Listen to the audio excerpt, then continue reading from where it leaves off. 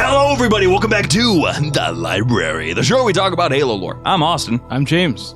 I'm Connor. I'm Shane. And I like to have fun beer. And by that, I mean, thank you to everyone who showed up to the Answer Brew Pub event on Saturday, April 26th. You guys were everywhere. There were so many folks that popped in, both from the server, from the Halo Customs server, from the Classic Hub server, from the Answer Brew Pub's just regular attendees, and also folks that, to my face, informed me that they were texted, hey, you need to see what's going on at the Answer Brew Pub, and they answered the call. Thank you to those guys especially. You filled out the building, and we like to have fun beer. Our collaboration drink between JumperScape and the Answer Brew Pub sold out immediately. So it's not all gone. It's being restocked, but it was a very popular drink, even amongst people who had no idea what these nerds were doing. Taking up 2 entire rooms in the building. There was a We may have purchased a lot for ourselves. there was a point where me, James, and Connor went to the. Yes. Well, we went to the front room to sign the 360, the modded 360 he had up front. Mm-hmm. Oh boy. And one of the old guys at the bar may or may not have been under the influence from a libation or 12. He's like, look at these guys. Look at the matching shirts they got. Do you remember that guy? Yeah. that was funny. I almost wanted to be like, hey, we have our own beer here. Drink up, man.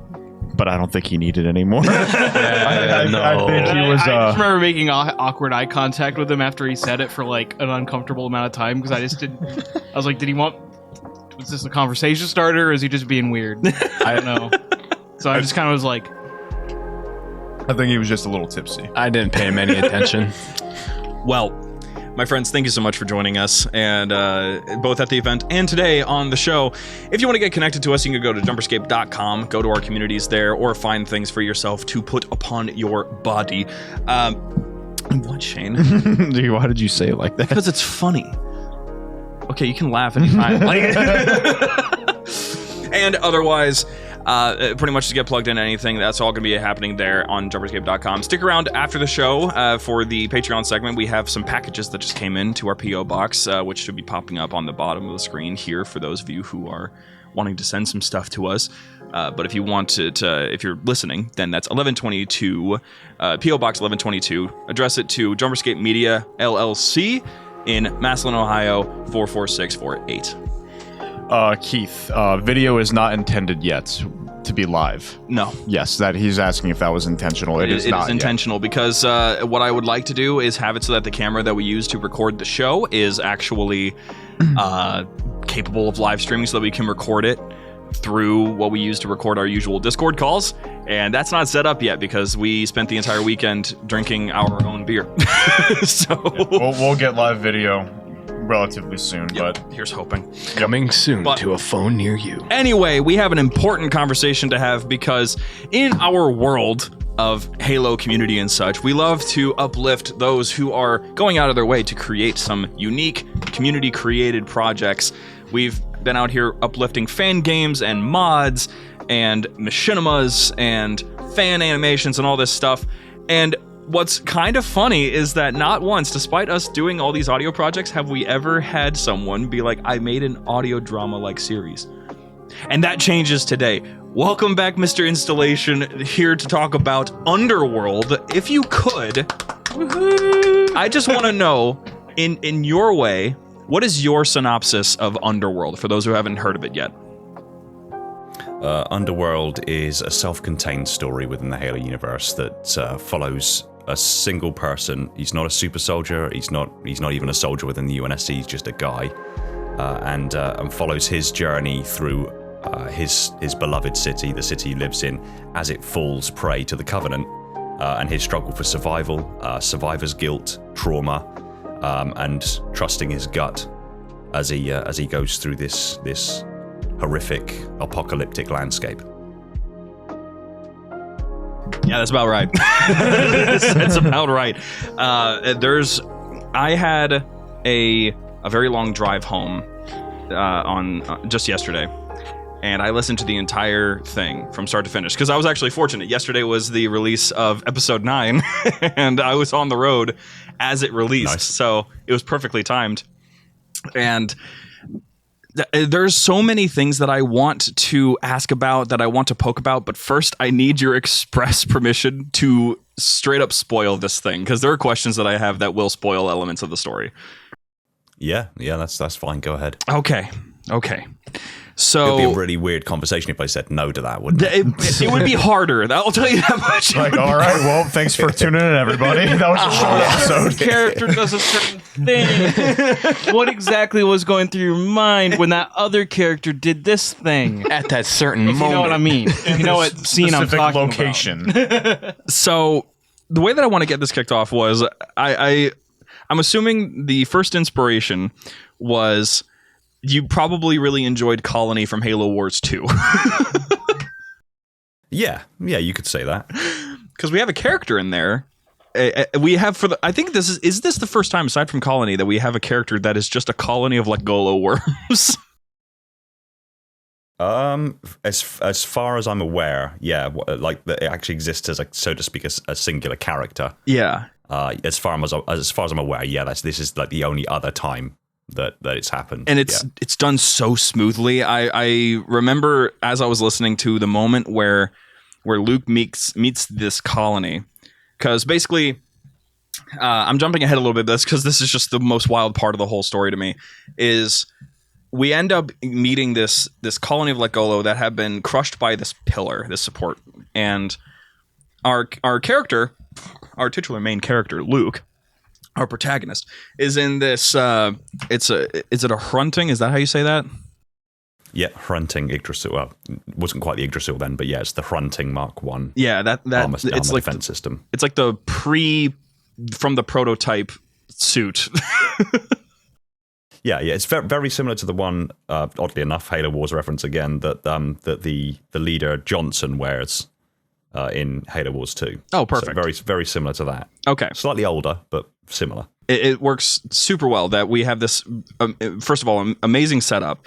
I remember that a lot of the comments, a lot of the people that were talking about this story were immediately hooked by this being a civilian story, because so many people are used to the Halo canon mostly just being soldiers, Spartans, those that are interested in the conflict, those that are participating in the conflict. Even if we get down to the civilian level of Hunt the Truth with Benjamin Giroux, it's just an Oni story, really. So it doesn't get far from this, but you open this story with a dude who likes to convert MP3s for fun. Yes. Yeah, I figured. Yeah, the oldie world. It makes the person immediately relatable to our time to start with, because I mean, we're talking about a universe that's 500 years in the future. And while there are a lot of similarities between the Halo universe and our own universe, it can be a little jarring for people who are perhaps not as familiar with Halo to suddenly be in that kind of universe. So I wanted to anchor the story on someone immediately relatable, and it works super well, which I actually need to know. So you used, I'm pretty sure it's like. It's something in flight. You used the Halo 2 anniversary replacement track for the Banshee sequence for the Heretic mission when he was putting in the earbuds. Do you have a canon solution as to who made that song? No, I don't. No, I just thought it was a nice little nod to the lore, and I thought, yeah, I'll put that in there. That'd be cool. And maybe one day we'll have this story catch on real well, and folks will demand an answer, and they'll want your take on who wrote that. Yes. Oh, I had a thought, and then it was like starting to fade. But I unfortunately haven't had the pleasure yet of listening to the show. But I'm already very intrigued, and I wish I had. I don't know if the answer is remembered or knew to listen to it for today, because I also had a very long drive yesterday that I spent, actually, funny enough, listening to Hunt the Truth Season 2 when I could have. There you go. Yeah. Yeah. It's so worth the listen. I cannot even, like, there are even, okay, I'm going to put it this way before I trip over myself even more. I enjoyed this story more than I enjoyed Memory Agent.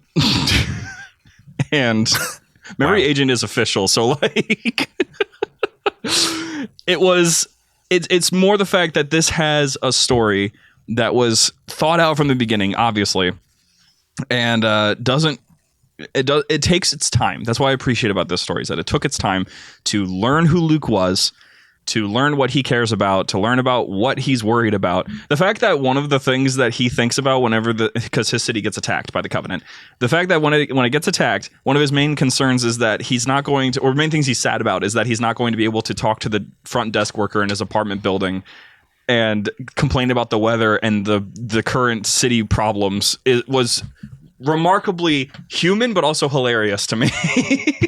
Yeah. Because it is real. That's the sort of stuff that you understand. As soon as something bad happens in your life, you're like, I wish that things could go back to when things weren't as bad, but I didn't know it yet. Yeah, exactly. It's the things that used to be concerns suddenly become just irrelevant against this larger threat. Mm-hmm. And I wanted to really drive home that he's not some super soldier. He's not some battle hardened warrior. He's a dude dealing with it, with the normal mundanity, so to speak, of normal day-to-day life, and then suddenly having such a huge event happen in his life that completely upends everything he thought he knew, and suddenly puts all of his struggles into perspective. Yeah, it's an eye-opening experience, because I think there's a lot of folks, especially right now, there's been this rise in interest of like, let's hear about the insurrectionists. Let's hear what the average civilian has to deal with. I think by this point, we've been so far detached from the main storyline of Halo because of Halo Infinite being however old now, like almost 5 years old. Sorry, Shane. I don't like that. It's not almost 5 years old. The sands of time are not kind. It's going on 3. It was released in 2021. I thought it was 2022. No. That was 2021. Okay, well, it's going on 4. So that's the thing, is people are wanting these smaller stories, since we've had enough time away from the major one to now not get distracted away from it, but now we are just getting more. We're seeing people that are more interested in trying to figure out what else exists in the universe, what other stories could be told. That's why I think that this is just sort of a sleeper story, that the views are not as high as they need to be, because the storytelling in here would probably grab a lot of these folks that have no idea just how well thought out it is as a civilian story. So first and foremost, going back to the hunter situation, basically Luke here gets his hunting suit. He's been going around just trying to help people, ends up having to get directed by the citywide superintendent, Hades, which I knew immediately that there was something interesting about Hades, because I was like, okay, why does he have a whole body? Yeah, as opposed to just a floating avatar. Exactly. I was immediately taken aback. Which, let's talk about Hades for a second. What was that an AI you had thought of in the past, or was this something that you thought up on the spot for this story, that you were like, this needs to be an element that needs to be incorporated, this incorporation of this type of mythology? Yeah. So Hades happened very organically. And obviously I know Halo lore in general has really deep references to biblical myths. There's references to Greek mythology, to Norse mythology. So I wanted to kind of lean into that a little bit. So Hades started as just an AI called Hades, but as I started to really flesh out the narrative and the script and what direction things were going to go in, it felt natural for Hades to become a much more significant character than just, the superintendent that points you in the right direction, so to speak. Yeah, and it does turn into something real fast. What I like about a story is when it holds on to its secrets until the exact moment that the listener or reader or player or whatever is supposed to match it, like supposed to realize it. And I think I experienced all of those moments you were looking for. Nice. Such as in the moments of, like, let's say episode 8 being called Cerberus, that having sort of a double meaning was something that I caught on to right there at the end of it. The concept of Hades being the god of the underworld was something that I caught pretty much as soon as I saw his name. I'm like, oh no. There was a lot of elements to that I loved, and among that, back to the hunter, you see, when Luke meets back with this hunter, and the hunter is like, I've been betrayed, I have no choice but to trust you. I'm going to die either way. And so Luke, who is so sweet and just ignoring all of his hatred for these aliens, deciding to lift this pillar off of this hunter, letting the worms go inside the suit to eat the hydraulics, and then make a human hunter is just, I gotta be real, that's one of the most badass concepts that I'm so pissed has never been done before. I mean, it is true. Okay, The only thing about it what are makes the a odds to lot of let go sense. only do one thing? What? I said, what are the odds to let go just only do the few things that they do for the Covenant? Why can't they be more creative like that? It's just Scarab or Hunter. There's no in between. That's it. They're everywhere, but that's the thing, is that the inhabitation of that armor was now I need to really know about that one. Were you just trying to sleep at night and all of a sudden just eureka, you couldn't sleep, you got to write this idea down immediately? That seems like one of those ideas that you just cannot forget as soon as you have it. Yeah, so that was really one of the central things that cropped up in my mind back in 2019. I think as I dived into Halo lore, that was very early days as a content creator. As I dived more and more into Halo lore, I obviously learned more about sort of the deep narrative going on with numerous aspects of the Halo universe, and one of them was the fact that the Covenant employ the Let Go Low in a very, very limited capacity. And we got a little hint of just how much more dynamicism there is to the Let Go Low in Halo Wars 2, the Colony DLC, in that they can inhabit and almost not up armor, but like up power, so to speak, other technology, and just make other technology more superior, more powerful, faster reflexes and things like that. And there are hunter forms well outside of just the Miguel Gullo that we see during gameplay. So it made sense, particularly after seeing what was it, Halo Nightfall, that had the smaller Thanolek Golo that made like a human-sized silhouette. Yeah. So once I sort of took all of that together, it sparked up in my mind, why in the hell haven't like 343 Industries or obviously now Halo Studios thought to employ the hunters in a more direct manner, like up armoring armor? Why is almost like a Venom kind of relationship between either an alien or a human and the Let Go? Why hasn't that happened?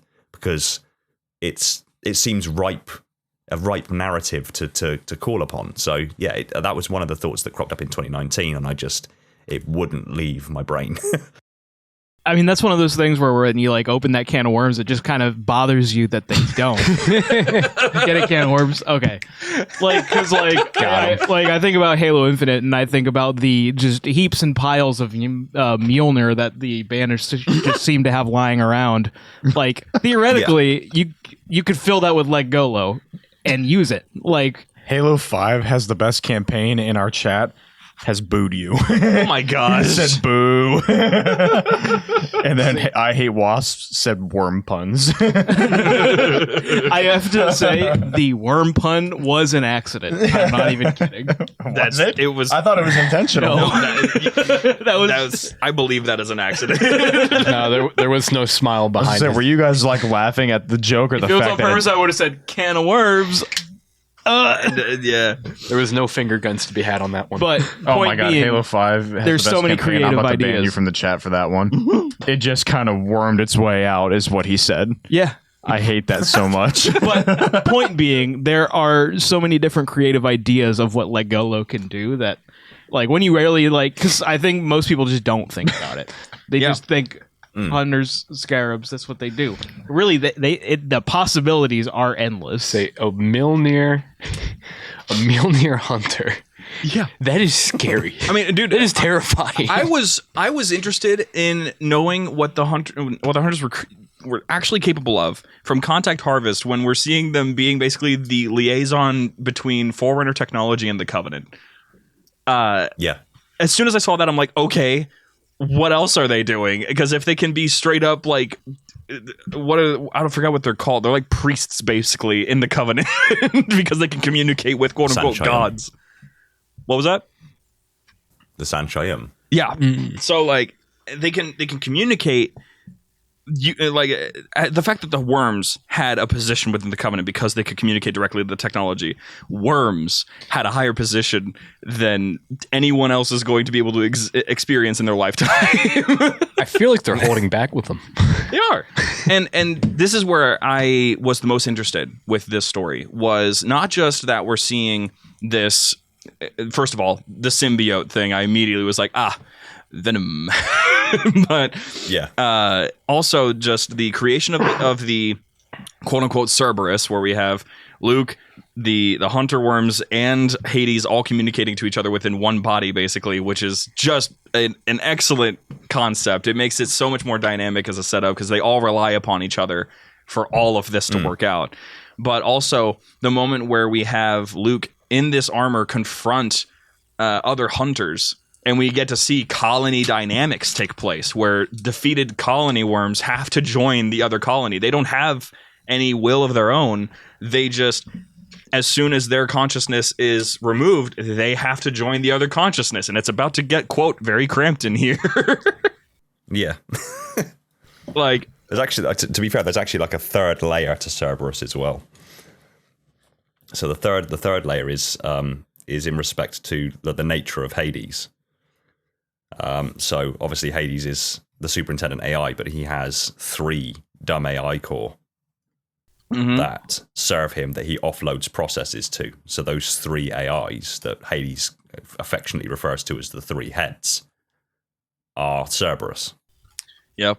I loved that. I caught that one as well because I was just, as soon as I saw Cerberus, I'm like, that's what that is. That's what that's supposed to be, because it was a double whammy realization that there was the effective 3 heads operating the one body here for our titular character, and then we have the 3 heads operating Hades, basically helping him in his journey. It was a very big example of how well the mythology was being used for this story. And that's something that I really, really, really want to come back for Halo, because I don't think it's being used at all anymore. Yeah, I don't think so. I think they established a lot of the lore with the mythology back in the day, and they just haven't thought to themselves, you know what, can we apply more of this? They're just like, nah, we'll just, we've got what we've got, let's go. Because it's like, no. This is something that I think is also being lost a little bit in, let's say, the Assassin's Creed universe. Both of these universes take advantage of human history and change human history to match whatever storytelling they want to do. And yet, they've lost the interest in actually applying human history. Because using human history is a shared history. That's one thing to immediately make your story grounded, is you use that human history. If your story applies to that, you should be using that. But unless it's like in a book and we get the acknowledgement that Kelly listens to Queen, there's really not a whole lot that goes on. So now I'm just kind of curious with this concept of Underworld. Were there other versions of the story that you had to sift through to kind of land on this final concept, or was this just it? This was the solid focus that you wanted to tell. You knew what story you wanted to tell right off the rip. Was that the goal? Yeah, there were some versions that didn't make the cut, so to speak. That were, I think they were too almost obvious. I think it's probably the closest thing I can say. So like I said, the idea of more dynamicism from the Let Golo or a Let Golo symbiote, so to speak, was that thought that was stuck in my head for years. And I did explore storylines that were just much more gung ho. It followed a soldier who was using a similar class of exosuit, and then having like forcing a situation where there has to be a symbiotic kind of relationship between Let Golo and this soldier. But it just felt too obvious. It felt too gung ho, and because of that, it didn't have that human element. It didn't have that immediately relatable element that kind of pulls you in and makes you care for the main character.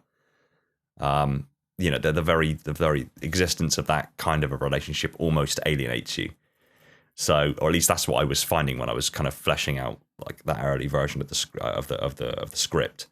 So that's when I kind of tore down a lot of the groundwork and reworked everything, and then decided, you know what, let's do something more subtle. Let's deal with something much more, more nuanced, and that's where I settled on the idea of following just a dude, a civilian trying to survive. And how his journey through a dying city premeditates this series of events that leads him to what we ultimately got. Well, I appreciate that you went for the subtle approach rather than the gung-ho, because honestly, the best elements of this story are the subtle nods to, if you are someone who knows the lore, you're going to know where the acknowledgement is going towards, like the subtle knowledge about how a colony of hunter worms work, or the thing that I was most interested in is the relationship, this subtle relationship between Hades and Luke that kind of goes towards, if you know anything about Cortana and Chief's relationship, you might wonder why Cortana cares about Chief so much, but if Cortana's carrying the emotional baggage and any form of attachment from Halsey, then it makes a whole lot of sense. Same thing goes here with Hades, who is revealed. Would you like to say it yourself, or shall I? You feel free. Broadly speaking, Hades is Luke's father.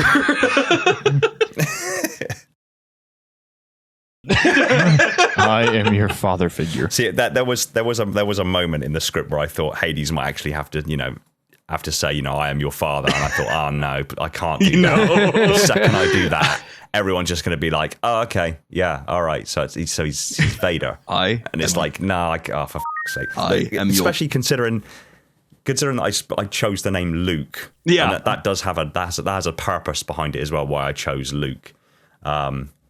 So yeah, when that's revealed, so to speak, bearing in mind there's a lot of nuance to that as well, to the circumstances that led to Hades being in that circumstance.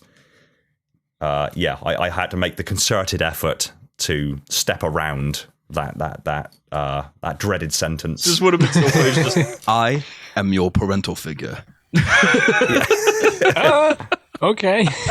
No, Lucas. I am your parental figure. It's like it was such a. I was really not expecting it, but as soon as the conversation started, like as soon as the story started going in the direction of who Hades is, I was like, no, no way. Steve Fox said Hades is only 2 letters away from Vader. That's not wrong. God damn it!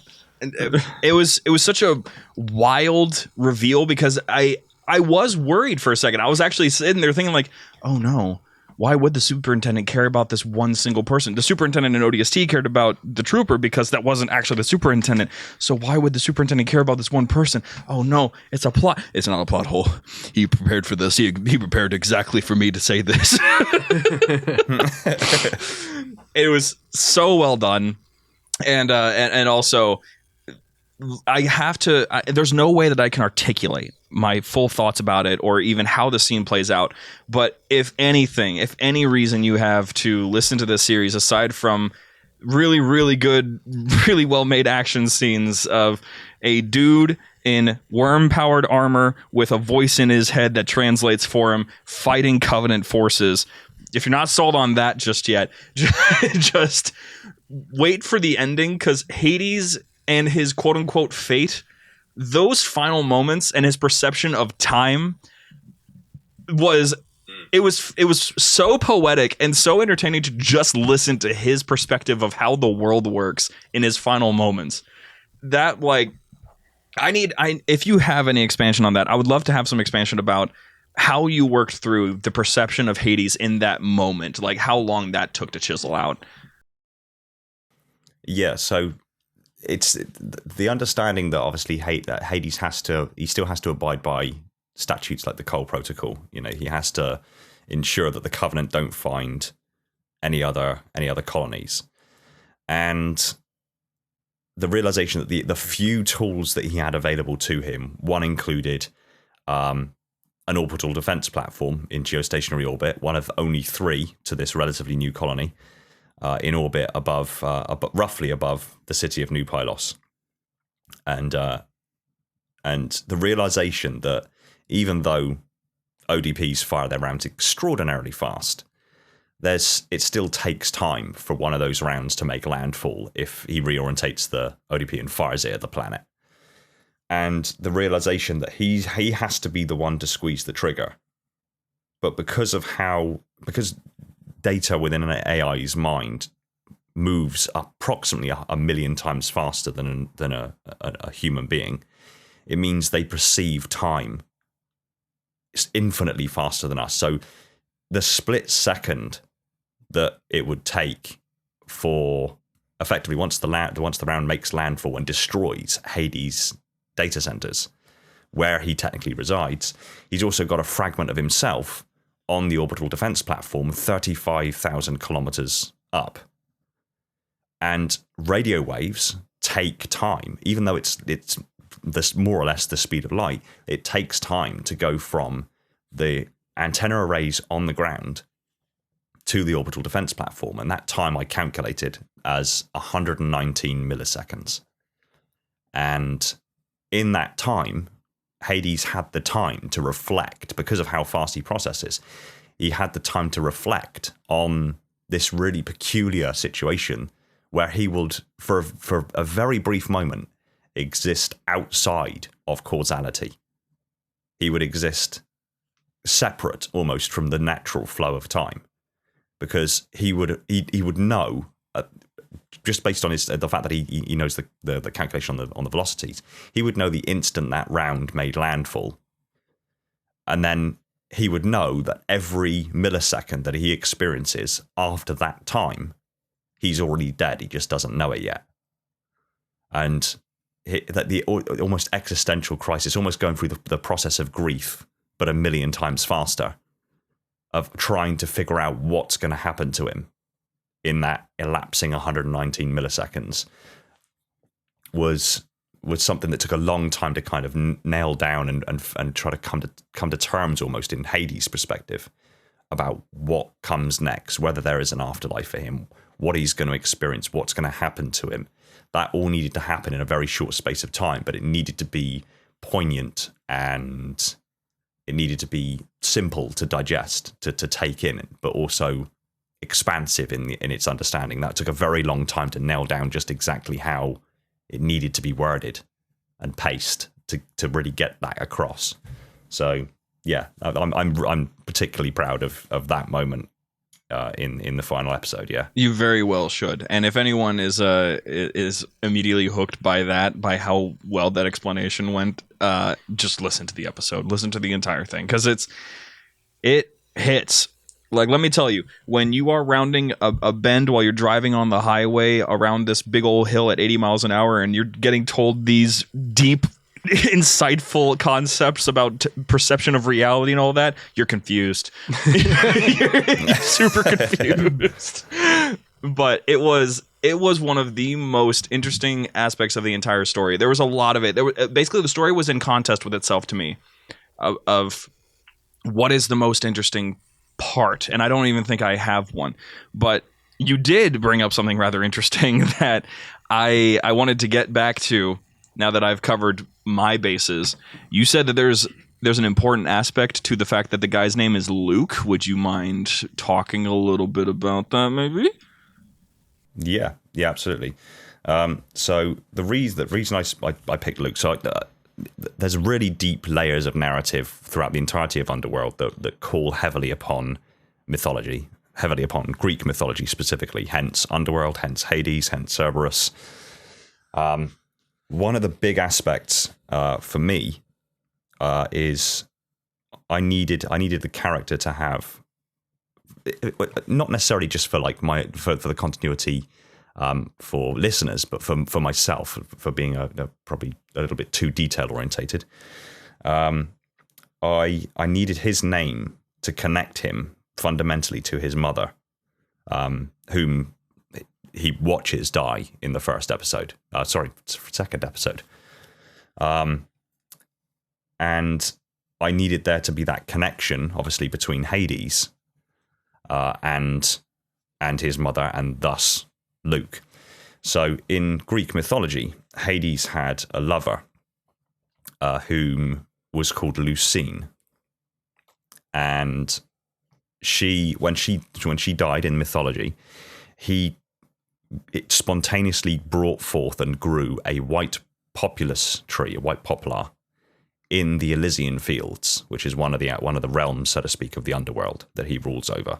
And the Elysian Fields are like a peaceful, glorious aspect of the Underworld, where people who died nobly and fighting reside for all of eternity. So he brought into existence a white poplar in the Underworld. So Luke's mother is called Lucy, and Luke is derived Celtically through Lucy. Luke translates to of Lucy. And having that thread that goes back to his mother, and then obviously, like I say, with the plot twist of Hades being revealed to be Luke's father, basically, enabled that narrative thread for me to have some degree of continuity. So there is a much deeper reason as to why I called him Luke, beyond the fact that I am your father, kind of situation. Jeez. So what you're saying is this whole stigma that dudes have, that we just think of the Roman Empire all the time, you're just kind of fulfilling it with Greek mythology right now? Yeah, more or less. I think about Greek mythology and the Roman Empire, and the Roman Empire. I mean, that is about as well thought out as I was expecting. I didn't catch that. I thought I had caught almost everything. That is one of them that I most certainly missed. So that was. You'll notice, like, going back to the white poplar in the final episode, right after the round from the Heracles of all things, because again that goes back to the Battle of Pylos, where Hercules wounded Hades with a thunderbolt, and Hades had to retreat to Olympus to heal. When the round makes landfall and destroys the center of the city, Hades also had a process sorted to send the reactor beneath the UNSC base, beneath the mountain that is nicknamed the Throne of the Gods. The UNSC base is codenamed Olympus. He set the nuclear reactor to detonate, and when that reactor detonated, there was a CCS class battlecruiser glassing the top of the mountain to get through to the UNSC facility, and due to the ion distribution from the detonation of the nuclear reactor and the fact that the CCS class battlecruiser was glassing the mountain at the same time, it effectively channeled the nuclear detonation directly up the CCS class battlecruiser's glassing beam, through the CCS class battlecruiser and up into the atmosphere, where the debris then from the CCS class battlecruiser and parts of Olympus blossomed through the sky, closely resembling a white poplar. So in his final moments, Hades brought forward a white poplar in honor of Lucine, and of Luke. That's, I mean, I already loved the art for it. By the way, actually, that's a good question. Who did the art for the episodes? Because it was all beautiful. So I had 3, 4, 5 different people doing different art at different times, so I did a lot of the composite imaging. So that's like things from the games. That, like, I took screenshots from games, screenshots from models from the internet, and God knows what else, and kind of composited them together to make a lot of the game composite images. I had a close friend of mine, do a lot of like the more artful stuff. He's much more artful than I am. So like the white poplar, that was him. And then I had a couple other people who are members of my Patreon helped me out with this with some of the other art as well. So, and I think really it came together in a really nice way. I love that you actually went out of your way to go and talk to the folks on the Patreon. I think there's actually not enough creators out there that realize your Patreon members are not just there to give you money. Yeah. And they are utterly essential in so many different ways. And you going out of your way to contact them and allowing them to work with you on that is it's pretty much our bread and butter. So that's why we love it so much. So absolutely, yeah.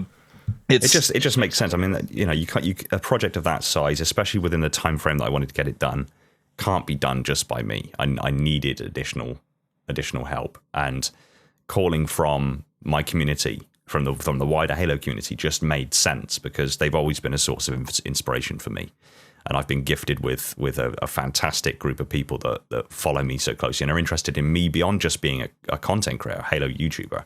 They're interested in me as a person, and care for me as a person. So when I put out the call, people just jumped to as fast as they could, and that goes again for even the voice acting. You know, when I put the call out, so many people. I put the call out on my Discord channel, and my DMs lit up. I had about 300 different people coming in and sending me messages and sending me samples of their voice and this, that, and the other to try to help out and get on board. And I filtered through every single damn one of them, and from all of them, I found the ones that I thought, yeah, they capture the character that I want them to voice the best, and yeah, it's just phenomenal to create something that people seem to like. I mean, like I say, it doesn't pull in. Underworld hasn't pulled in anywhere near the same quantity of views that a lot of my other series do, but it's been a labor of love that I don't care. I don't care that it hasn't pulled that level of, you know, it's I'm not making it for the money. I'm not making it for ad revenue. I'm making it because I wanted to make it, and being able to pull members of the community in and make it a collaborative effort just felt right. It felt the right thing to do, and I think it turned out really well. I would 100% agree.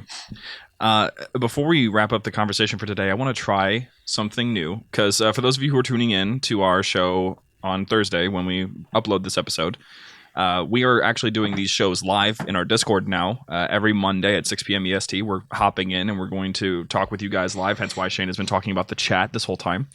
So for those of you who are listening right now, if you have a question that you would like to ask yourself to Mr. 00 here, Keith, if you start seeing hands go up, Keith is our lovely moderator that's watching over this stream so that nothing goes wrong. If you have a question, just pop a hand up, and we'll see if you can get the question. If you don't, and I'm asking this into the void, then this will be hilarious later, I'm sure. Because for our first episode, I was not expecting very many people. Are we getting folks that are raising by any chance? I can't actually see the screen. I'm trying to look. No, not as of yet. None. See, someone typed a question. I think. we have Hang on, there's one. Pull We them got up. one coming in. We have two. Oh, we got two. There we go. Hey guys. Okay, awesome Sparrow 5. What you got? What's your question? So I'm curious, what other projects have you done? Installation 00. I've seen the one where you just recently did and the one that they were discussing today, but which other ones have you done? So if we're talking projects beyond just like audio dramas and things like that, then yeah, I've got tons of projects. Quite a few, a good amount on the go. Yeah. So specifically just for audio drama, so I've actually got several short stories now in the works, and I've got an audio drama, a much larger audio drama in the works at the moment called Inner Colonies. So I'm quite looking forward to getting that sorted. I've got Fireteam Ares, which is a kind of it's almost a fully sized novel now.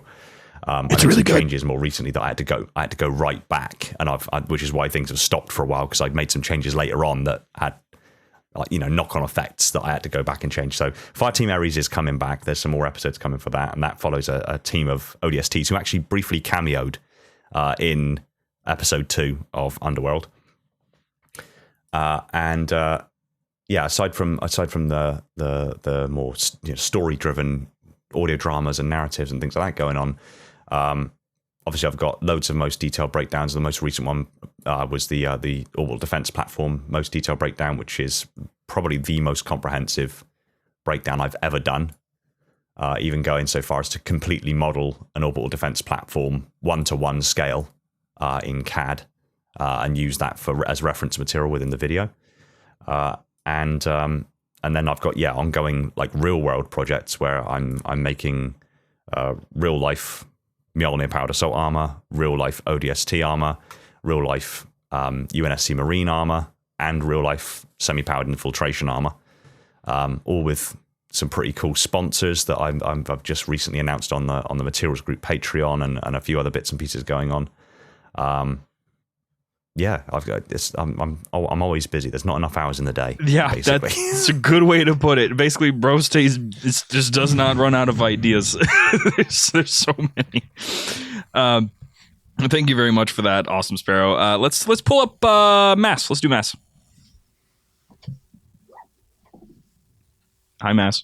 I got quiet real quick. Installation.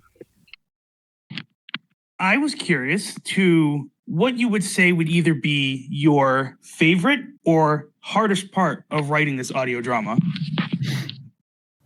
My favorite part of writing the audio drama was getting to explore quite an intimate story of grief and survivor's guilt and trauma offset onto the Halo landscape. Obviously that's we don't talk about the grief and the trauma and the survivor's guilt as much within the games, because the games are all about these massive super soldiers that just tear through aliens because that's their 9 to 5.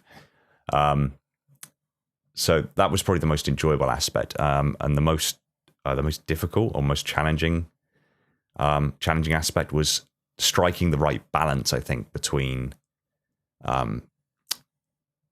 action, things that keep people engaged and keep them on the edge of their seat, so to speak, and interested, and the more subtle, nuanced moments that obviously drive forward the narrative. Finding that balance is very difficult. Like I said, the early version of the audio drama that I made was just too obvious and too abrupt, and it took a lot of finessing to really dial that in and get it nailed down. Yeah, I really appreciate that perspective. I look forward to listening to more of this. Thank you so much, Maz. Thank you. Lastly, the only hand I see left up is I'm excited about this one. I love Nighthawk. Let's get Nighthawk up here.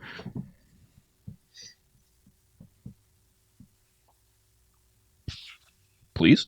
I invited him. Nighthawk, please. Get up here. Yeah, I okay. did too. There we go. There he is. Working? Hello. Okay, installation, my question, not in so much relation to this current project, but what would be your favorite project you've been a part of?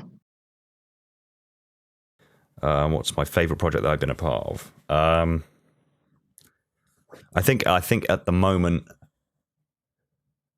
I think Project Mjolnir pretty much takes the cake.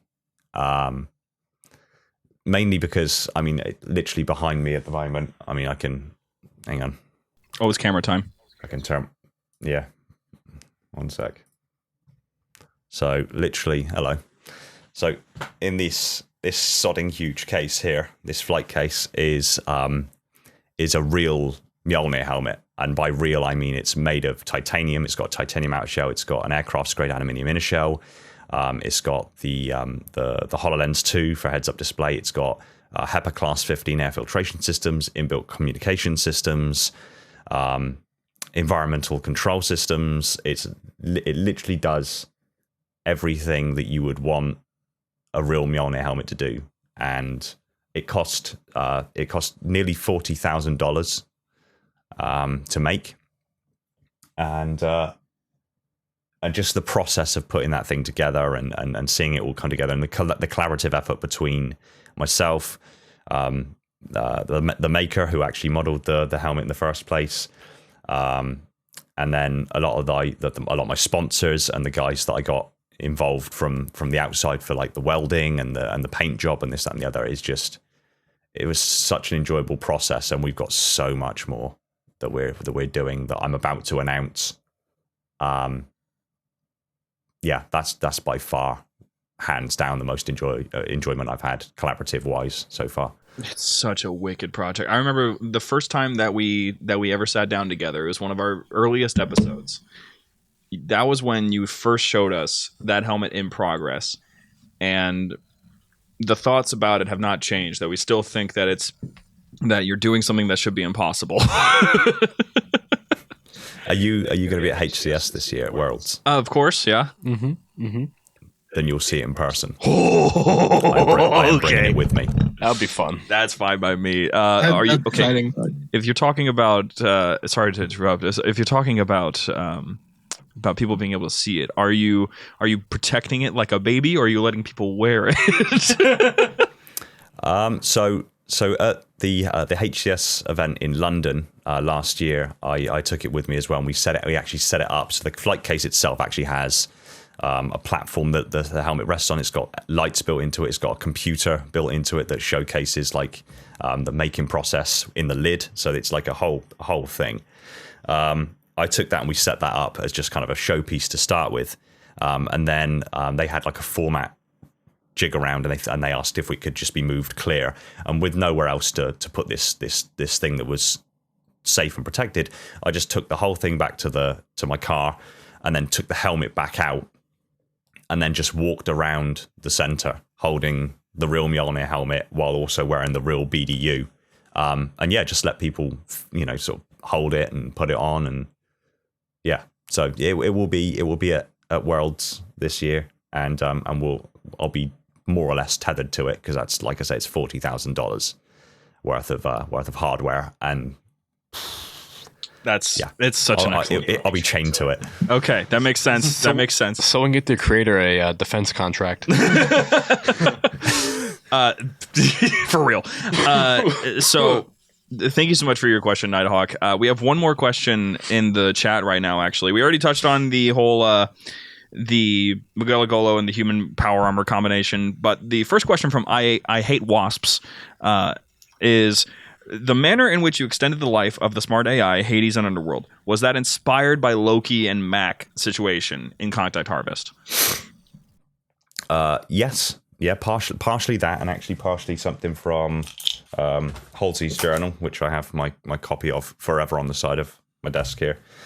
So in AI and Mac, obviously, Mac and Loki, they effectively share resources. They swap back and forth over time to extend each other's lifespans. Loki was the first AI aboard the Phoenix class colony vessel that actually settled Harvest, so he's very old as far as AIs are concerned. And in Halsey's journal, she talks about having 3 AIs, all smart AIs that offload processes to each other, and wondering if that would extend the lifespans. So yeah, off of those 2 inspirations, I figured it would be interesting to see. Obviously, smart AI are very valuable resources, even within the UNSC. There's nowhere near as many smart AI as there are dumb AI.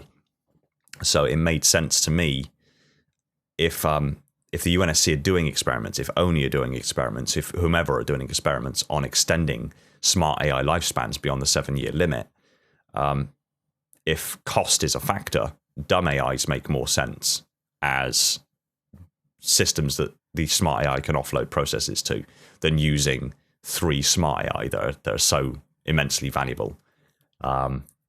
Which again just played into that narrative of Hades and Cerberus. So yeah, it's almost everything within the audio drama as a whole is taken in some part from something that already exists in the lore, because I think that allows it to seat in the Halo universe much nicer. Yeah, it's the concept of building. It's not trying to usurp. It's adding on to what already exists. It's something that storytellers ought to do more often.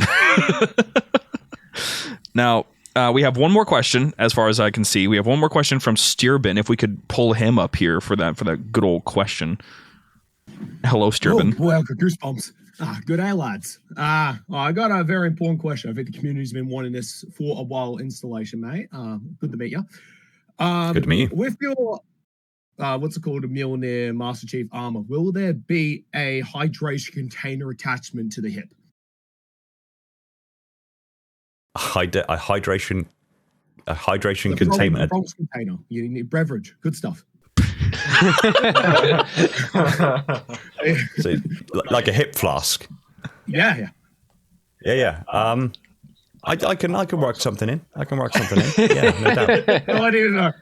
Have a good one, mate. Getting the important questions in. That is the exact question that we should end off on. That was absolutely beautiful. Thank you for that, Jafet. Nice. Anyway, We do have one more person that threw up their hand. we do. Okay, then let's we have enough time, just enough time. Let's pull Oh up. man, that one was perfect. It's perfect. We have one more. Exiled, go ahead, hop on Exiled, you better bring it. Deliver. Speaking of which, how long until like completion of the armor do you think?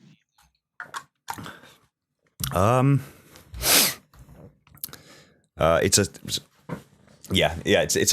slow process. Like, we had a bit of a slowdown recently, mainly because I've had a relatively turbulent time, shall we say, with properties. Like, so I rent at the moment, so I went through a couple of years where I was being, like what we have here is a Section 21, so it's a no-fault eviction, basically. And it's just so that the landlord can get hold of the property again and sell it on, whatever the case may be. So I had a couple of years where like we were between properties, so that slowed things down. But we're cycling back up now. I mean, the whole Mjolnir helmet, that took just under a year from start to finish to make. And we've got the stuff behind me here of the exo frame and the armor plates of the legs, including the thigh. And an internal exo frame. We're comfortable that we're going to have, at the very least, the lower body finished by the end of this year, including all the power aspect of it as well, all the movement systems. So yeah, it's going to speed up significantly now. All right then. Fantastic. We can probably we'll leave the questions there because we're running out of time. But my friends, now that we have Underworld and it's all set in stone, you said your next project is this audio drama. So you're going like full on audio drama, no narration or anything. This is like full on audio drama. Yeah. This is akin to Hunt the Truth, and very loosely through about 2 or 3 narrative threads connects as almost a prequel, so to speak, to Hunt the Truth. Okay. So that's yeah, and it's a much larger story than even Underworld, and it focuses again. This focuses again on more of a human element, on a civilian who gets turned, so to speak, or becomes sympathetic to the insurrectionist cause, and looks at the Spartans. This story follows this civilian and the insurrectionists, and looks at the Spartans less like the saviors of humanity that we know them to be, but as just monsters. So yeah, it's a very different pace. That is a welcome story. I am down for that whole pitch. Let's go for it. My friends, if you are interested in all the stuff that Installation is pumping out right now and all the stuff that he will pump out here in the future, you're going to want to just go to check out the channel, honestly. Right, like right now, after you're done with the show, just go and listen to Underworld in its entirety. Like I said, Supercut's not out yet. You don't need to wait for it. It's all out right now. Just go listen to it. It's a phenomenal listen. Would highly recommend it. And anything else that ends up coming out, the amount of quality is by this point unmatched. The breakdown that you did of the orbital defense platform, for example, I saw the effort being put into it in production before it dropped, and I was looking forward to it, and I was not disappointed in the slightest. Glad to hear it. That was such a brain, like it was such a massive brain moment of just having people offer you opportunities to figure out exactly what's inside that thing and how you executed it. Just check out the content that this guy pumps out. It's phenomenal stuff. Otherwise, we're going to be wrapping it up. We're going to be heading over into our Patreon segment here in a little bit. So Installation, thank you again for joining us. I look forward to the future of seeing what kind of stuff you pump out and maybe the potentiality of what we can talk about next that you produce. Is there anything else at all that folks can look forward to coming out, not just Inner Colonies, but other things you're working on that folks can look forward to? Yeah, so the most immediate thing is the Cartographer series that I started a good few years back, I think mainly during lockdown. The Cartographer series is our anti-speedrun series where we go through the levels of Halo super, super slow and pay attention to all the interesting little things that you usually miss when you just play through normally. But we've changed the recipe, and now every single episode going forward, we're doing Halo 3 at the moment. Every episode going forward, we have a guest on there with us, and we also have like a kind of a low-key, chill interview with them. And there's some pretty big names that I've managed to collar and get involved with the Cartographer series, the new renewed Cartographer series. So if you're excited about like detail and the little things that you miss, finding out things perhaps that you didn't know about Halo before, while also learning some interesting stuff about some really sort of monumental and pivotal characters, individuals throughout the community and the development team, I'd tune into the Cartographer. Awesome. Absolutely. I'm 100% sold on it. I loved the concept to begin with, and now I'm so happy it's coming back. So, folks, do all of that. Do everything that he just said. Tune into everything that is being produced, because it is totally worth paying attention to. And otherwise, thank you guys so much for listening this week. Go over to JumperScape.com if you want to join in on our community. Get a chance to maybe say hi to Installation 00 outside of his own server if he pops in from time to time. I don't know. I don't control these guys' schedules. It doesn't matter to me that much.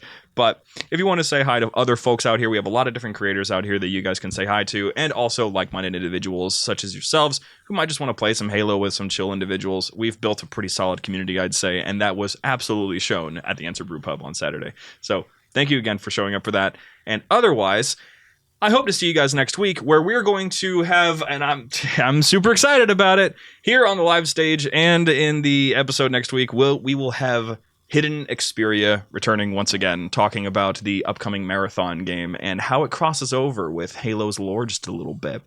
So the real life Luke. Yeah, the real Luke. So tune in for that. It's going to be a great time. It's been too long since he's been on the show, so do not miss it. And otherwise, if you're here listening on audio, we'll see you in a little bit for the Patreon segment. Thank you guys so much for listening. We'll see you then.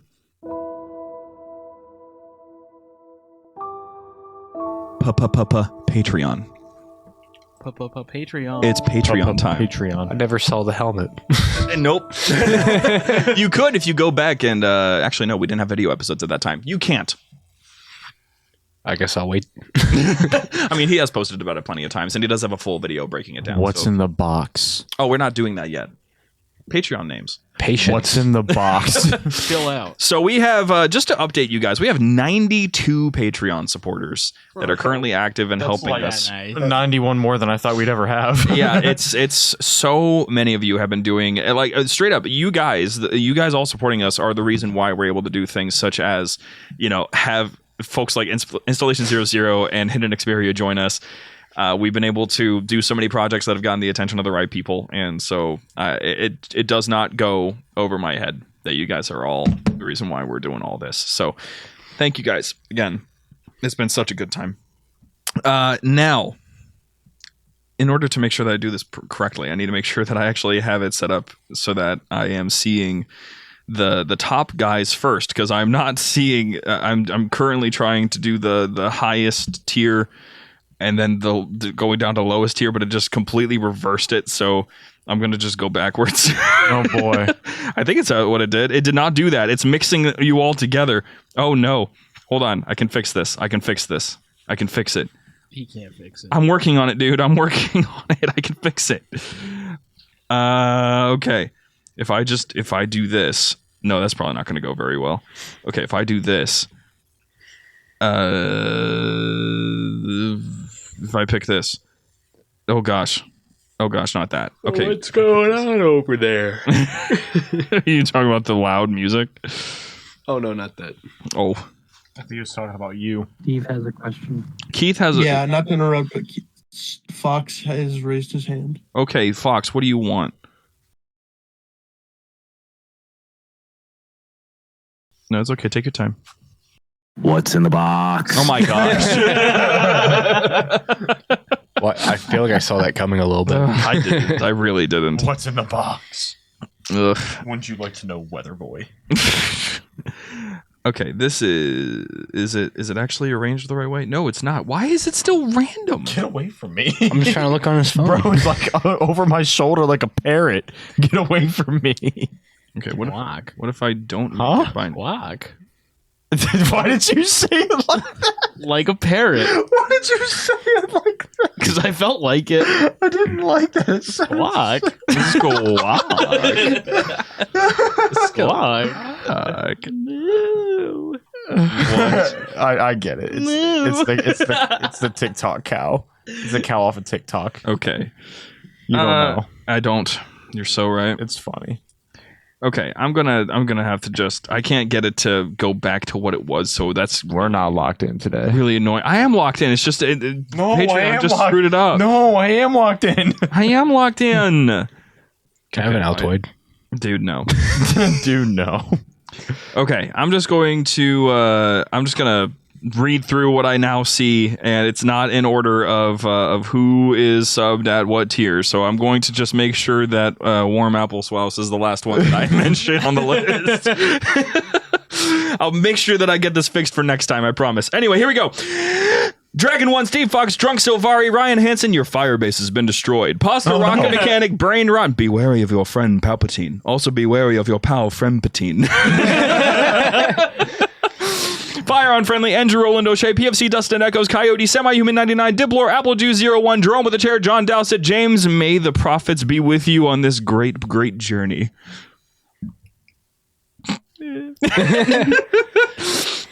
I'm 804 Feral Raccoon, monitor of installation 69. Listen, I know you're in this call, bro. You gotta change that name. It's funny, but it's so long. No one will let Durandal Buck might. No, I'm not falling for that. Meme Lord, Laughing Sam Fish, no. If it's saying Healy side boob, lost my plate. There we go. Shade Communications, Apple, Apple. Why is it still the Christmas one? James is still 6'2" in my head canon. Thank you. In my head canon. Unholy God, Boomerang, Papa Emeritus the Fifth, Snoogans the Redacted, Thomas Lane, Prophet of Lactation, UNSC Weapons Free, Inbound Hot, Random Speed, Sergeant Johnson's Stick and the Communal Rock, Spartan Alex 30, Connor's Upper Lip. It's there. My name is Austin. Zeta Lactation, Tika Vatamai, Stably Unstable, Quad, Spark 5970, Mad Jeremy, Slapnuts. All I have to say, James, is Destiny 2, Final Shape, last cutscene, 2 minutes and 15 seconds. Huh? I'll hold on. I have the link. This is what this is for. Okay, that makes a lot of sense now. Okay, so then I have to go here to this link, and I have to go to 2 minutes and 15 seconds. Right about here. So I'll play the audio for everyone to hear it.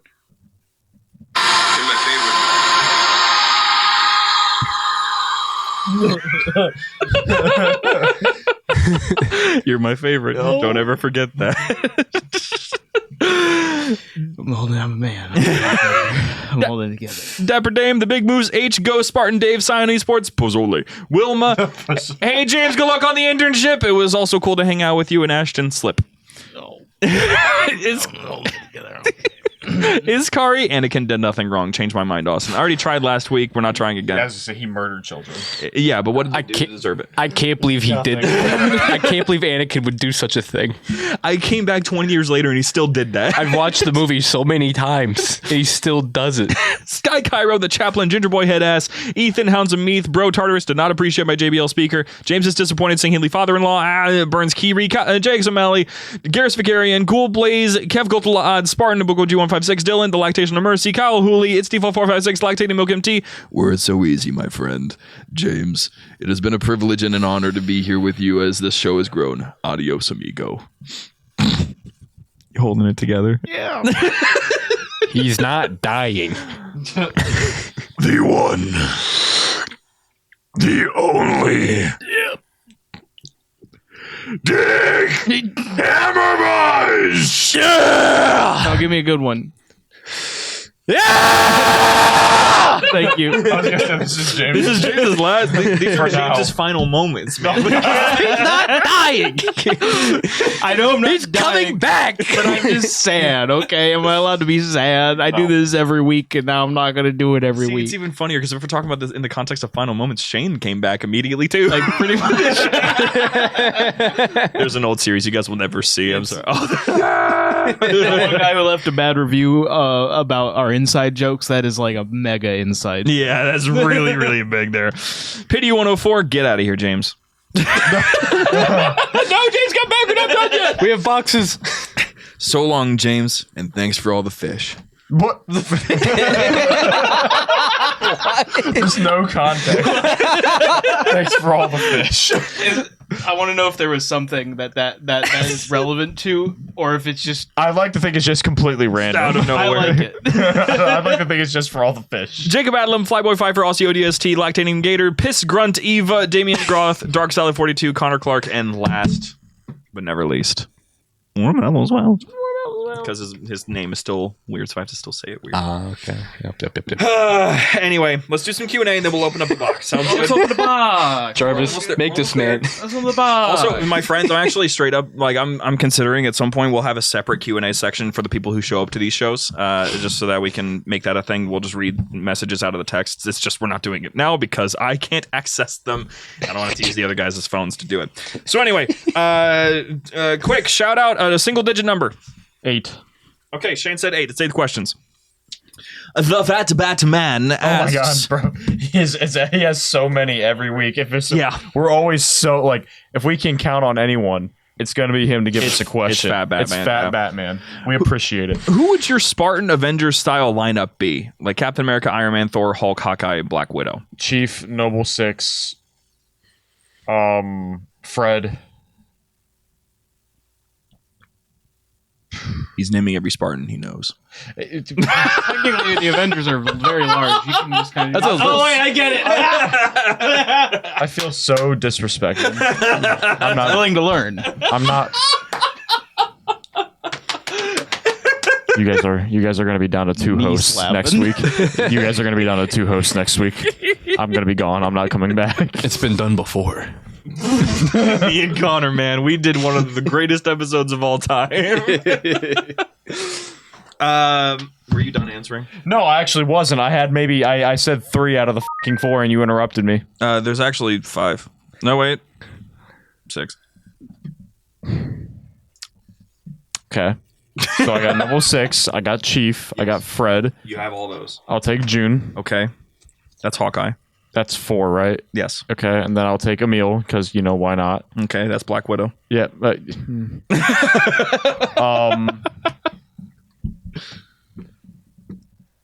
believe in you, dude.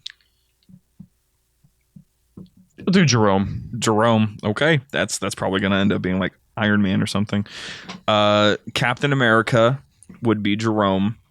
Iron Man would probably end up being... Does it have to literally be Avengers? So I say that's or does it just have to be you're basically Spartan Avengers? It's not that's a lot such as it's naming the character specifically. This is a lot of brain If power. I was gonna say, I'm just gonna agree with you. Okay, if that's the case. That's what I'm saying. If I'm gonna do it directly, then I'm probably gonna go Captain America is Chief, or Captain America is Jerome. Iron Man is, let's go with freaking the fire team leader of Majestic. Thor is this is harder than I thought it was gonna be.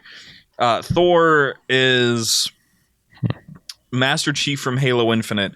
Because he can use thunder punches.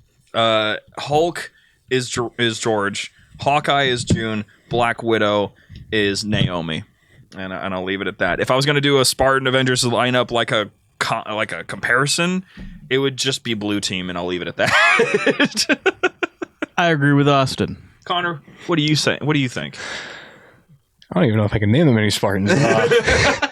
Let's go. Just say you agree with Austin. Yeah, I agree with Austin. But George would definitely be he'd be the Hulk. Yes. Yeah. You won't like me when I'm angry. Who was the one Spartan from the? It's only Cancer. Oh, thing. that It's only not a cancer. Spartan. Oh, that was a straight up just dude. He was just a jacked man. Yeah. He might as well have been a Spartan. It was Baird. Honorary Spartan. Honorary Spartan. Just cancer. Justice or Born Stellar Didact asks, why don't you guys think that there's more space combat in the Halo games or transition from star to star that's actually recorded in gameplay? Because they don't want you to have fun. They didn't think about it? They don't want to do it yet. They didn't think about it. I like my answer more. Yet. Spartan Fexa S198 asks, are y'all excited for the sequel to Mortal Kombat 2021 in October? Impartial. Don't play Mortal Kombat.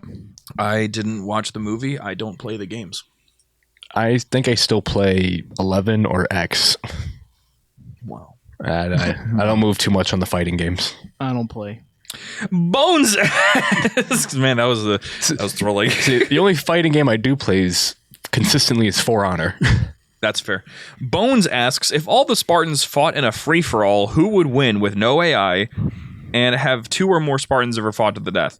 Answer to that second question, yes, it has happened many times. Well, not many, just enough. As for if they all fought in a free-for-all, well, first of all, it would have to be a Spartan 2 that comes out on top, no matter what. The Spartan 2s body every other Spartan. It would either have to be... I'm going to say it's going to be either Chief because of his insane luck or Fred because he is legitimately the most skilled Spartan too. Across the board. Yeah. Yeah. I agree with Austin. Don't worry, guys. I'm sure those are questions you guys can. I mean, that one's more of a. Those were legit going to be both of my answers. I'm not even kidding. Fair enough. Harley asks, have you, Austin, maxed out both Spartan Assault and Spartan Strike? No, it is a slog, and it was obviously designed to be a mobile game, so it's not that fun to do. I'll just not count that question. Hud Sanity asks, if you could be any Spartan, who would it be? Meal. George. Could be any Spartan? Yeah.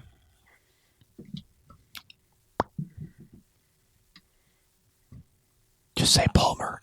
What? Just say Palmer. Here's the thing. That means I lived their life. Yeah. I'm not picking a Spartan 2 or a Spartan 3. But the Spartan 2s don't mind. Maybe I don't want to. Doesn't make it good. I don't know. It doesn't make it good. I don't know if I want to be Emil anymore. Well, Emil, his story is here's the thing. Like the Spartan 3s are a little bit different morality wise, since yes, they lost their parents, but I'm picking Buck. Fair. George every time. Bye, Connor. I'm gonna be Jai. I like Jai. Anyway. Leaf 1174619, it's a lot of numbers. I should have just done Leaf numbers. Asks, this might seem like a weird question, but what happens if a Spartan gets pregnant? How does the baby turn out? This has happened before. What? Yeah. There have been pregnant Not Spartans. infertile? No. Spartan 4s probably aren't. 2s, I thought. No, 2s are not I would infertile. assume all of the 2s can bang it out. They just they have Okay, let's relax a little bit. Basically, the whole thing is they have a hormone repression that like they're not going to feel interested, but they can. It just takes. I'm just shocked they aren't like chemically castrated. That's kind of what I was thinking with the 2s of like all the chemicals that they've been pumped with. I'm sure that they just haven't been able to. Are you kidding? Think of the next generation. That's what I'm honestly, Connor, you just said something really smart. Halsey used the Spartan program, used the military to fulfill what she wanted to do, which is make the next evolution of the human race. Why would she make them incapable of being able to reproduce? Yeah, I forgot. Halsey's all about eugenics. Yes. She's looking into the future. She is, in fact, all about eugenics, yes. And in a way, because they're all multicultural. All the Spartans are from different places and all this stuff. It's just being the perfect human being is the eugenics part of it. I know it's not our modern understanding of the practice, but it is still the practice that humanity is not good enough genetically. And to be fair, given... It's the future, so she's going to try and change everyone's genes instead of weed out the ones she doesn't want. And that's the difficult part is because of the context of what we know about Halo, she's actually not entirely wrong that we are not where we're supposed to be. But if she was around today, she'd probably be... She already is in Halo, one of the worst people that has ever lived. Yes. She'd probably be even worse if she was around today. She'd probably be in front of a gun squad at some point. Oh, yeah. Yeah. Surprised she hasn't been already. Well, that's because she's still useful. She has been shot. She has been shot, and then they just kind of were like, "Sorry about that. Sorry, you got shot in the. We're sorry that you got shot in the shoulder. We're gonna take your arm now." Yeah. Although that was Jewel Amdama that did that. He doesn't understand human anatomy. He's like, I don't know how to help. Does that feel better? But yeah, it has happened before. We have had Spartans that have reproduced. In fact, in Halo Nightfall, Spartan Randall, he got his augmentations were kind of still there. He got his titanium coated bones, just got the titanium pulled off the bones. Ugh. And he had a family with a wife and everything. He had like 2 kids, or I think 1 kid, and she died. She died due to a bomb, so like a chemical bomb. But that's not the only Spartan that's reproduced. And we've even had Spartan 2s that have shown that they can, in fact, be promiscuous. In the case of, let's say, Naomi in Kilo 5, there is that one single random normal dude that was able to rizz up Naomi because she got a new suit, and he said something to flirt with her. And she like turned so that her butt was facing him and went, "Does this suit make my ass look fat?" And then did a twirl for him. I'm like, if you make a 7'4" Spartan lady, that's somebody's dream. Like, that's somebody's dream. Shane's eyes say it's his dream. What do you mean? I did not give any indication. You're right. I was going to say, he didn't confirm or deny. Every time we watch the window to the soul, Shane. Every time we watch WWE. Okay, Rhea Ripley is not that tall. Well, if Rhea Ripley was 7'4" and Jack sweet beyond the all pot. Just because it's her, though, that's not fair. Not fair. It's okay. It's okay. These days, muscle mommy is like a thing. Death by snoo snoo. Next question. Buck asks, to add to this question. Damn it. How would a Spartan plus Spartan baby turn out versus a Spartan plus normal human baby? Swole and 35 pounds. Okay, this is a really fun thing, actually. I was gonna add like a mini question to it is, have we seen this like played out past childbirth? No. I was about to say. We know that there are, in fact, there's at least maybe one adult, I think, that is a fully grown Spartan-born child. I think. I'm probably wrong, but we've never seen them. The thing is that Spartan plus Spartan, I don't think we've seen Spartans reproduce with each other. At least not like 2s and stuff. 4s they probably have, they're normal soldiers that are just given augmentation, so they probably have like bunnies. Who knows what they can make?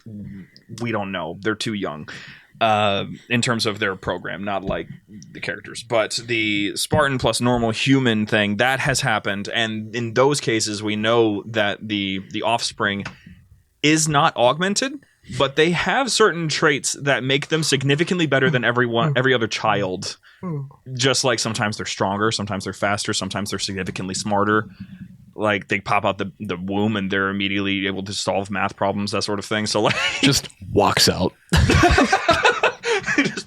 Greetings, mother.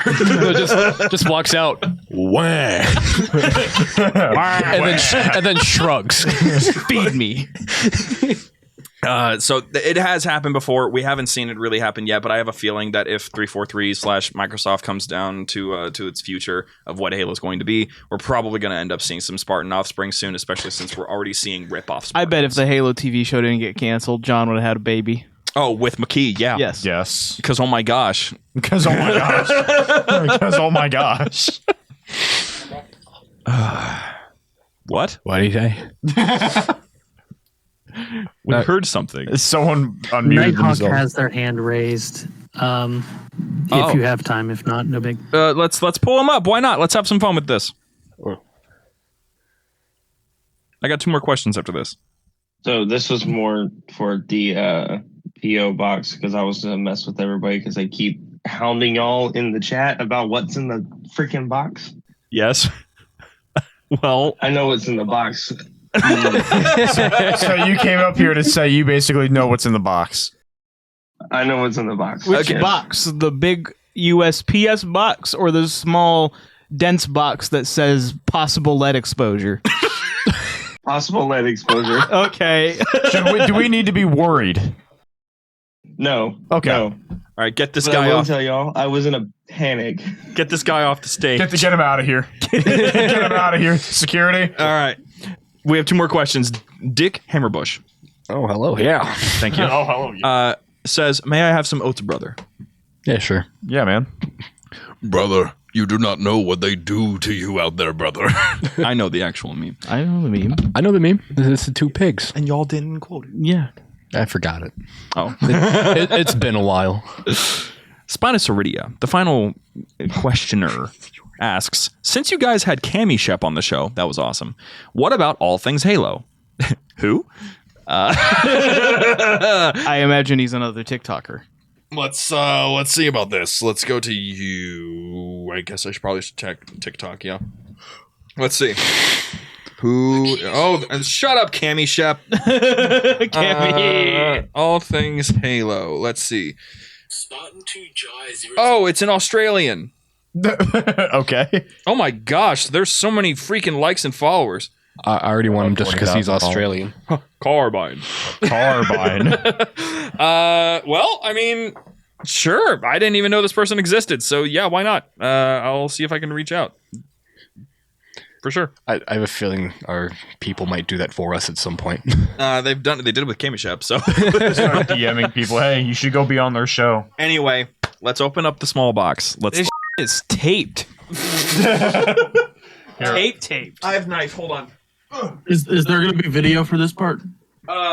You probably will not see it unless someone wants to, someone here wants to turn on their phone camera to let everyone see what we got. You doing it, Connor? I'll do it. I'll just do a I can do it live. You can go onto the stage and then just turn on your camera. I'm just gonna start opening this thing up so that when you have the camera ready, I have the package ready. How do I do this? I'll do your floor, Connor. Oh, accept invited to speak. Oh, mute myself. Yeah, please. Got it. That's my face. Hello, everybody. My name is. How do I turn it around? Oh my God, Connor, you're selling.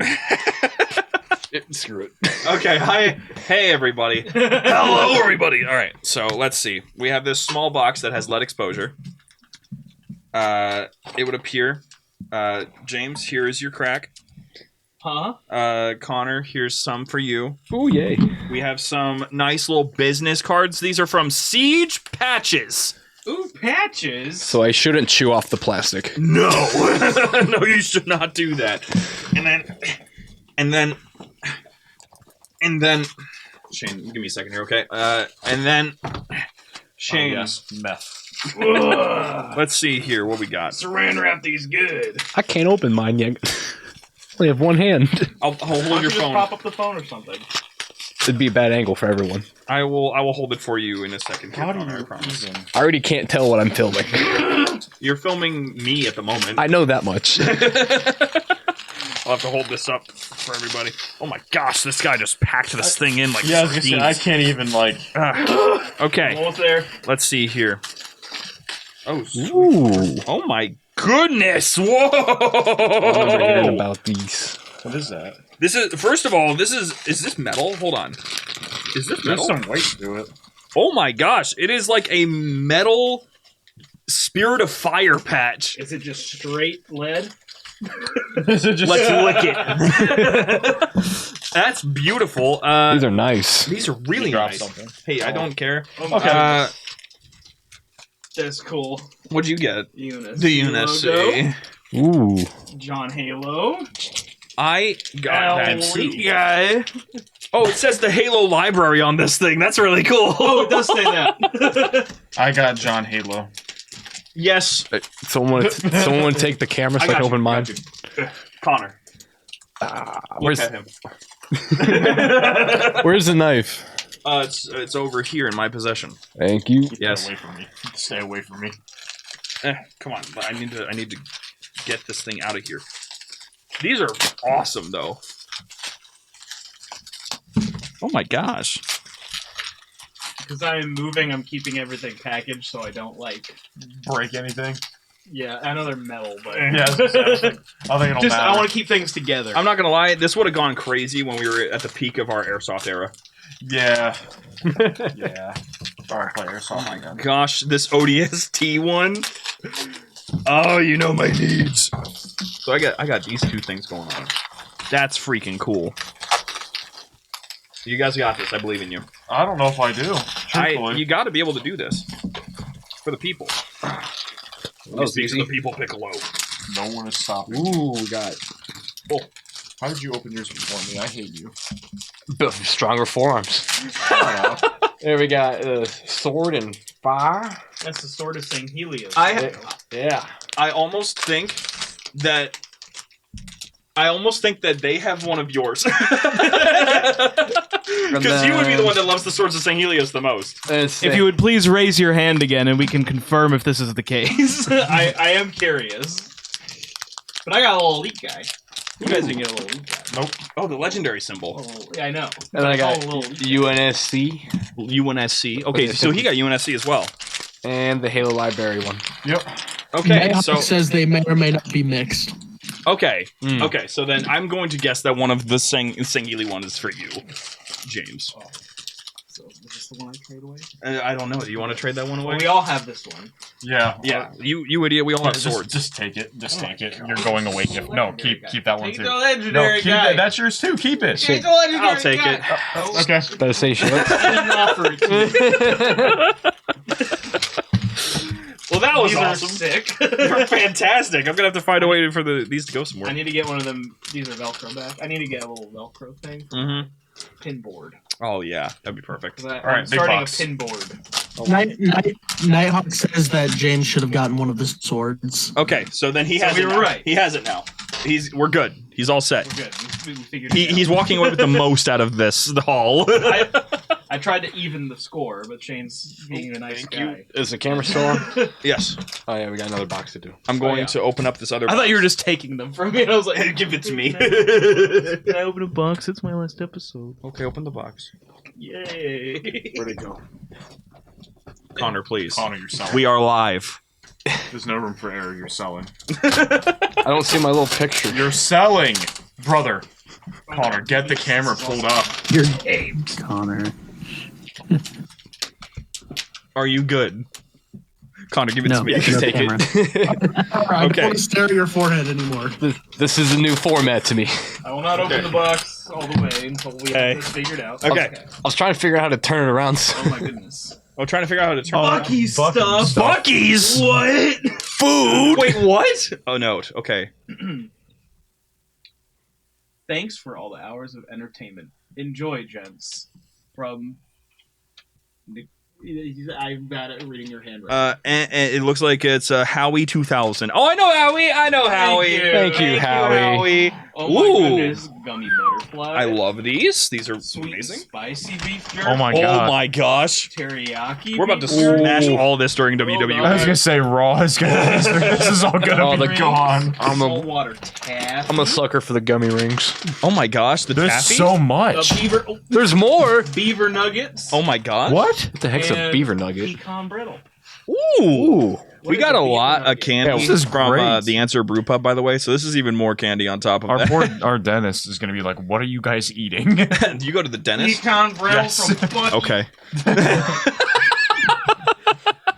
Austin thought he cooked there. you go to the dentist? Yeah, I do actually. And that's a joke inspired from Jerry Lewis. I'm sure you guys know about that. We got a whole ass Bucky. He doesn't even have dental.